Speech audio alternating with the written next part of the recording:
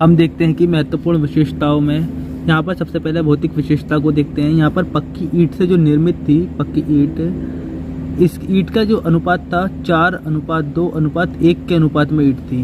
बड़े बड़े घर जो थे, बड़े घरों में एक वर्गाकार आंगन के आसपास कई कमरे होते थे, मतलब बीच में कोई वर्गाकार आंगन है और उसके चारों तरफ कमरे हुआ करते थे।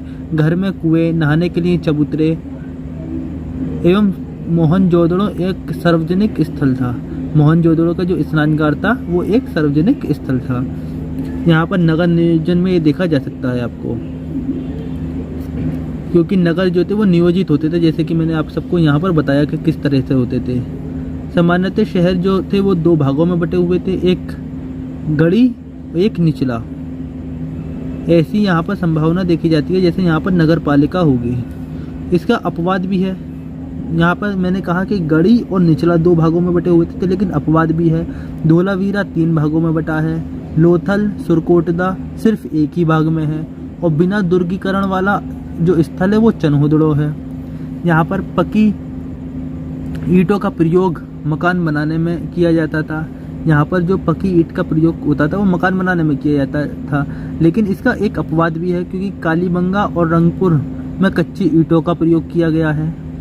जैसे कि मैंने ट्रिक बना रखी है, काला रंग कच्ची ईंट, काली रंग कच्ची ईंट, काली रंग कच्ची ईंट, मतलब कालीबंगा और रंगपुर में कच्ची ईंट का प्रयोग किया गया है। चौथा देखते हैं, सड़कों के दोनों ओर पक्की ढकी हुई नाली व्यवस्था होती थी। सड़कों के दोनों ओर पक्की ढकी हुई, जैसे कि कोई पाइप वगैरह होता है ना, मिट्टी का बना हुआ पक्का बिल्कुल ढकी हुई नाली व्यवस्था होती थी। और यहाँ पर खेत की जुताई के लिए लकड़ी के फॉल का प्रयोग करते थे। खेत की जुताई के लिए लकड़ी के फॉल का प्रयोग करते थे। और 5वें में देखते हैं कि उन्नत जल निकास प्रणाली हड़प्पा सभ्यता में ही दृष्टिगत होती है। जो उन्नत जल निकास प्रणाली थी ना, वो हड़प्पा सभ्यता में ही दृष्टिगत होती है। समकोण यानी कि 90 डिग्री होता है। समकोण पर काटती थी सड़कें जो थी यहाँ की बनी हुई थी वो समकोण पर काटती थी, जिसे Oxford pattern, Chelmsford pattern, grade pattern, शतरंज पद्धति भी कहा जाता है। यह व्यवस्था मोहनजोदड़ो में देखने को मिलती है। ये जो थी समकोण पर काटती थी, जिससे पूर्व पश्चिम जिससे खुद ब खुद हवा जब चलती थी ना तो खुद ब खुद साफ हो जाती थी। अब लिपि में देख लेते हैं। यहाँ पर 64 मूल चिन्ह प्राप्त होते हैं। 400 तक चित्राक्षर मिलते हैं। भाव चित्रात्मक लिपि है। ये लिपि जो है वो भाव चित्रात्मक लिपि है। यहाँ पर 400 तक चित्राक्षर मिलते हैं और 64 मूल चिन्ह मिलते हैं यहाँ पर। और ये लिपि कैसे लिखी जाती थी, अब ये देखते हैं कि ये दाएं से बाएं फिर बाएं से दाएं, मतलब यहाँ से शुरू करें ये हो गई। जैसे कि हम हिंदी लैंग्वेज में फिर दोबारा से यहाँ से शुरू करते हैं, तो ऐसा नहीं है इसमें। यहाँ से लेंगे बाएं, दाएं से लेंगे बाएं, फिर बाएं से लेंगे यूँ मोड़कर दाएं, फिर दाएं से बाएं, फिर मोड़कर बाएं से दाएं, इस तरीके से लिखी जाती थी। इसे जो था ब्रेस्टोफेट्स कहते हैं। इस लिपि को ब्रेस्टोफेट्स कहते हैं। ओके। और लिपि का जो सर्वाधिक अंकन है ना वो मोहरों पर हुआ है और साथ ही मृद भंडों पर भी। पढ़ने का जो प्रथम प्रयास वेडेन महोदय ने किया। अभी तक ये लिपि अपठित है, मतलब पढ़ी नहीं गई है, क्योंकि ये द्विभाषीय लेख नहीं है। लिपि की प्राप्ति सर्वप्रथम कब्रिस्तान RH से हड़प्पा से हुई। लिपि की जो प्राप्ति है, सॉरी वो मुझसे गलत लिख गया। लिपि की जो प्राप्ति है सर्वप्रथम कब्रिस्तान H से प्राप्त हुई है, ना कि RH से। H से यहाँ पर 2 प्रकार के कब्रिस्तान मिलते हैं, एक H और एक RH। तो H से हड़प्पा की लिपि की जो प्राप्ति हुई है सर्वप्रथम वो कब्रिस्तान H से हड़प्पा से हुई है। ओके। हड़प्पा लोगों द्वारा ब्राहुई भाषा का प्रयोग किया गया था, क्योंकि बलूची लोगों की उस समय भाषा ब्राहुई थी, जो कि अब तक प्रचलन में है। सबसे बड़ा अभिलेख धोलावीरा में मिला है, तो हमने ट्रिक बना दी, सबसे बड़ा अभिधोला, सबसे बड़ा अभिधोला, सबसे बड़ा अभिधोला। सर्वाधिक प्रयुक्त चिन्ह कौन सा है, वो मछली है, यू आकार की। ओके। अब मोहरें यानी कि सील देखते हैं। मोहरें यानी कि सील, ये 3 प्रकार की मिलती हैं यहाँ पर।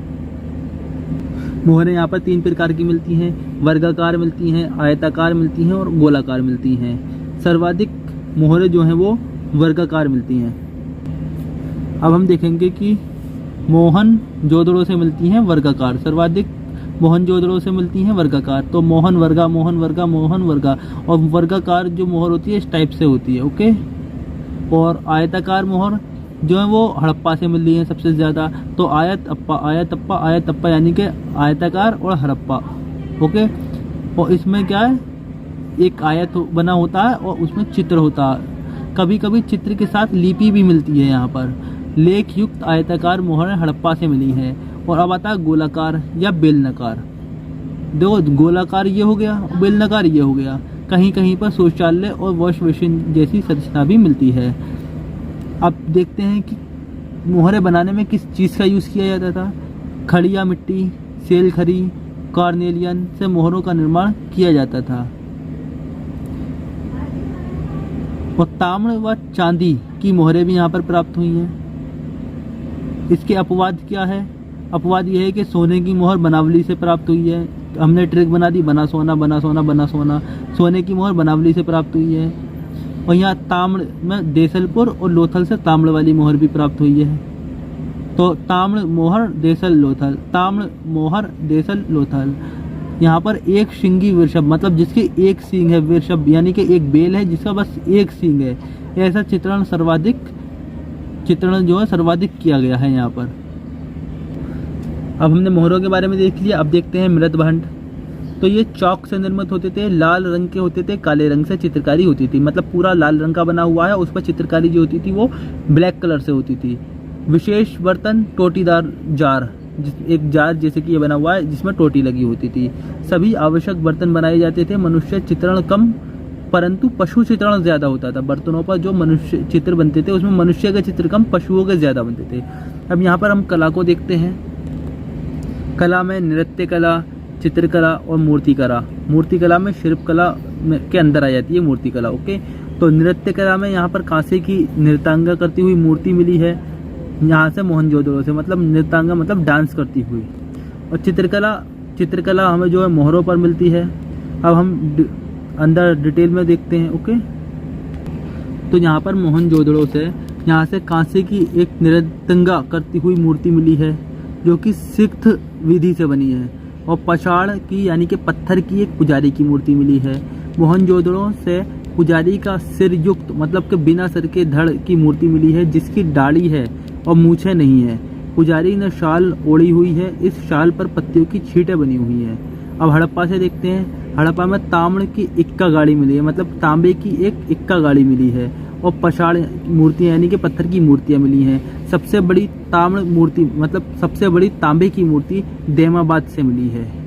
और आर्थिक विशेषताओं में देखते हैं।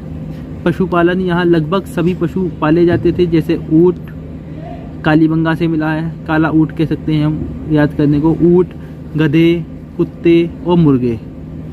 सर्वाधिक एक शिंगी वृषभ, एक सींग वाला बैल। मेसोपोटामिया व हड़प्पा सभ्यता दोनों में प्रचलित था ये। यहाँ से पशुपति की मूर्ति के नीचे हिरन का प्रमाण मिलता है। पशुपति की जो मूर्ति है उसके नीचे हिरन का प्रमाण मिलता है। भेड़ की खाल से ऊनी वस्त्रों का भी प्रयोग किया जाता था।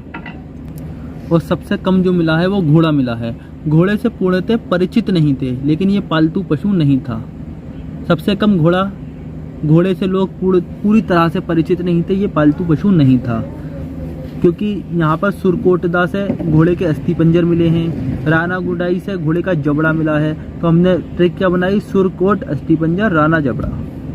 मोहनजोदड़ो और लोथल, यहाँ से घोड़े की मृण मूर्ति प्राप्त हुई है, मतलब मरे हुए घोड़े की मूर्ति प्राप्त हुई है। अब गाय के बारे में देखते हैं। गाय मूर्ति, मोहरों या अन्य अंकन में गाय के साक्ष्य नहीं मिलते हैं, गाय के साक्ष्य नहीं मिलते। नोट में देखते हैं, बाघ से ये परिचित थे, शेर से परिचित नहीं थे। ये जो लोग थे बाघ से तो परिचित थे लेकिन शेर से परिचित नहीं थे। अब कृषि के बारे में देखते हैं। यहाँ पर गहन खेती की जाती थी। गहन खेती खाद्यान्न अधिशेष था, अन्नगारों की प्राप्ति थी। नवंबर में खेती शुरू करते थे और अप्रैल तक फसल को प्राप्त कर लेते थे। ये खेती बाढ़ उतरने के बाद नदी घाटी के जो मैदान होते थे उसमें की जाती थी। शुर्तगोई से नहर प्रणाली के साक्ष्य मिलते हैं। शुर्तघोई से नहर प्रणाली के साक्ष्य मिलते हैं। लोथल से जल टैंक के साक्ष्य मिलते हैं। शुर्तघोई से नहर प्रणाली के साक्ष्य और लोथल से जल टैंक के साक्ष्य मिलते हैं। अब देखते हैं कालीबंगा से क्या क्या मिला है। कालीबंगा से जुता हुआ खेत के साक्ष्य मिले हैं और दोहरे फसल के साक्ष्य मिले हैं। तो काला खेत काला खेत काला खेत मतलब कालीबंगा और खेत यानी कि जुते हुए खेत के साक्ष्य मिले। दोहरे फसल के साक्ष्य मिले हैं। और बनावली से देखते हैं, बनावली से हल के साक्ष्य मिले हैं। काय के? हल के। तो हमने ट्रिक बना दी बना हल यानी कि बनावली और हल। ओके, अब इसके बाद हम फसलों को देखेंगे। फसलों में ये शहद का यूज़ करते थे। गुजरात से बाजरे के साक्ष्य मिला है। इन्हें गन्ने की जानकारी नहीं थी, लोहे का ज्ञान भी नहीं था। गेहूं या सभी अन्नकारों से प्राप्त हुआ है, विशेष रूप से मेहरगढ़ से भी और हड़प्पा से भी। बाजरा ये रंगपुल और लोथल से प्राप्त हुआ है, रंग लोथल बाजरा। चावल ये लोथल से कालीबंगा से प्राप्त हुआ है, लो काली चावल। चाय, कॉफ़ी, गन्ना, चीनी, गुड़, तंबाकू, बीड़ी, जलेबी आदि के साक्ष्य नहीं मिलते हैं। शुर्तघोई व मुंडेगाक से बांध बनाकर सिंचाई करने की साक्ष्य मिलते हैं। अब उद्योग में देख लेते हैं। ये जो थे शिल्प कला में अग्रणी भूमिका निभाते थे। औजार व उपकरण उद्योग। सुक्कर उद्योग कहाँ पर? सिंध में। ये धातु बनते थे, यहाँ से धातु के बर्तन बनते थे। मोहर बनाना इनका काम था। बाट बनाने के साक्ष्य मिले हैं और 16 केजी के गुड़ा के बाट बनते थे। आंतरिक व्यापार में बैलगाड़ी के साक्ष्य मिले हैं और बाह्य व्यापार में नौका निर्माण के मिले हैं, मतलब कि नाव के द्वारा। पत्थर उद्योग में क्या होता है कि लियोन, पंजाब, पाकिस्तान में लियोन उद्योग, यहाँ पर सिलेटी पत्थर के बाट व माप के उपकरण बनते थे जो कि 16 किलो के गुड़ा में थे। ताम्र उद्योग में खेतड़ी राजस्थान से तांबा प्राप्त करते थे। ताम्र कांस्य उपकरण ये सभी शहरी उद्योग थे। टीन अफगानिस्तान से मिलता था इन्हें। बाह्य व्यापार में दिलमुन बहरीन की, मगन मकरान की, मेसोपोटामिया इराक की जो सभ्यता थी इससे व्यापार करते थे। फारस की खाड़ी से बहरीन की मोहर मिली है। कालीबंगा एवं लोथल से अग्नि पूजा व बलि के प्रमाण व वैदिक धर्म का सबसे महत्वपूर्ण तत्व था। कालीबंगा एवं लोथल से अग्नि पूजा व बलि के प्रमाण मिलते हैं। वैदिक धर्म का सबसे महत्वपूर्ण तत्व यही था। यहाँ पर ईंट उद्योग में क्या है कि 4:2:1 के अनुपात में ईंटें मिलती हैं। अलंकृत ईंटें कालीबंगा से और वक्राकार ईंटें चनहुदड़ों से, जैसे कि ईंट की लंबाई चौड़ाई वगैरह यहाँ पर दी हुई है। इसके बाद आता है कपड़ा उद्योग। कपड़ा उद्योग में मोहनजोदड़ो में सूती कपड़ा मिला है, जैसे ट्रिक है मोहन सूती। कालीबंगा से सलाइयाँ मिली हैं, मतलब कपड़ा सीने वाली सलाइयाँ, तो काली सलाइयाँ। मोहनजोदड़ो से पुजारी का धड़ प्राप्त हुआ जो कि शॉल ओढ़े हुए है। अब मनका उद्योग को देखते हैं। कार्नेलियन, सेलखड़ी, लाजवर्द मणि, चांदी से निर्माण होता था। किसका? मनके का। और सबसे ज़्यादा निर्माण जो होता था वो कार्नेलियन से होता था। और चनहुदड़ो और लोथल इन दोनों से कारखाने प्राप्त हुए मनका निर्माण के। अर्नेस्ट मेके ने चनहुदड़ो से कारखाना प्राप्त किया, लोथल से मनके का ढेर प्राप्त किया। मनके का ढेर लो। ओके।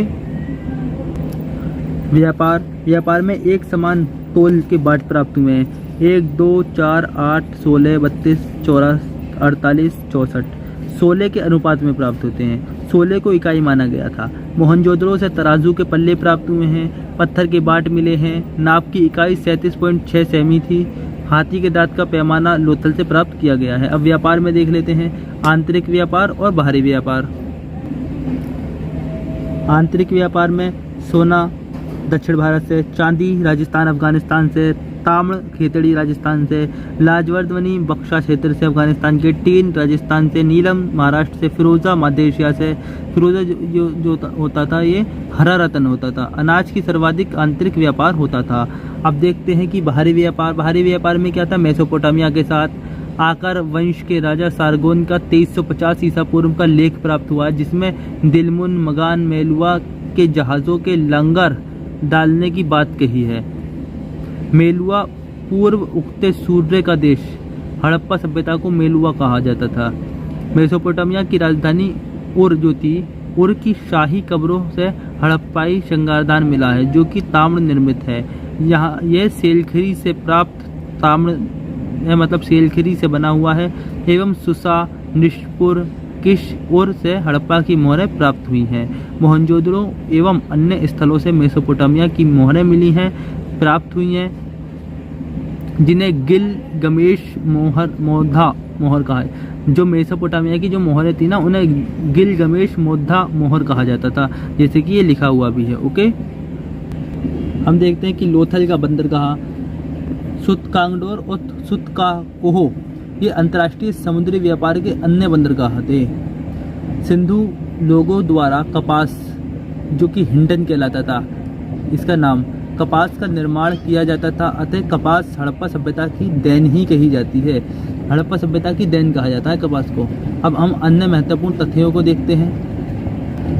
हड़प्पा से 2 कब्रिस्तान H और कब्रिस्तान R37। कब्रिस्तान R37 में हड़प्पा से भिन्न लोगों के कंकाल प्राप्त हुए हैं। मोहनजोदड़ो की गलियों से कंकालों का ढेर मिला है, जिससे आक्रमण की पुष्टि होती है। पिग्गाट महोदय ने मोहनजोदड़ो एवं हड़प्पा को 2 राजधानी बताया और डॉक्टर दशरथ शर्मा ने कालीबंगा को तीसरी राजधानी बताया। हड़प्पा सभ्यता मात्र सदात्मक थी। हड़प्पा सभ्यता में श्रमिक, पुरोहित, व्यापारी, किसान, शासक वर्ग के साक्ष्य मिलते हैं। जॉन मार्शल को मोहनजोदड़ो से पशुपति शिव की मोहरें मिली और साथ ही बड़ी संख्या में लिंग योनि पूजा के साक्ष्य प्राप्त हुए, जिसके आधार पर मार्शल ने हड़प्पा सभ्यता के लोगों को शैव धर्म का उपासक बताया। हड़प्पा सभ्यता में पशु बलि के भी साक्ष्य मिलते हैं। पवित्र स्थान का महत्व सार्वजनिक स्नानगार था। नारी मूर्ति अधिक मिलती हैं क्योंकि शक्ति पूजा पर बल दिया गया। धार्मिक मान्यताओं में देखते हैं पशुपति की मोहरें मोहनजोदड़ो से मिली।